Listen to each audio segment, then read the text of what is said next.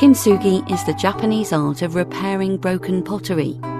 If a bowl is broken, rather than discarding the pieces, the fragments are put back together with a glue-like tree sap, and the cracks are adorned with gold.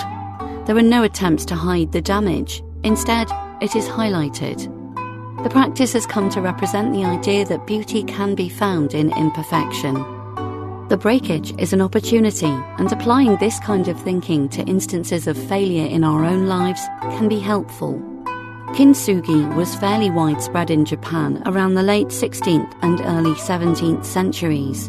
The origins of this aesthetic go back hundreds of years to the Muromachi period, approximately 1336 to 1573.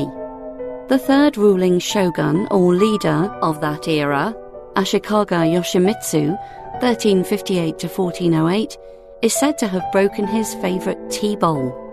The bowl was unique and could not be replaced. So instead of throwing it away, he sent it to China for a replacement or repair. The bowl returned repaired, with its pieces held in place by metal staples.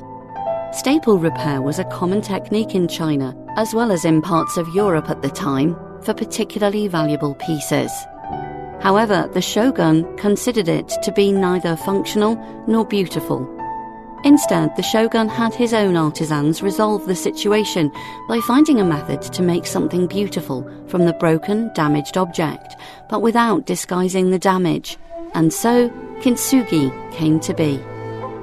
Kintsugi makes something new from a broken pot, which is transformed to possess a different sort of beauty.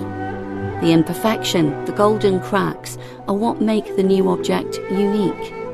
They are there every time you look at it, and they welcome contemplation of the object's past and of the moment of failure that it and its owner has overcome.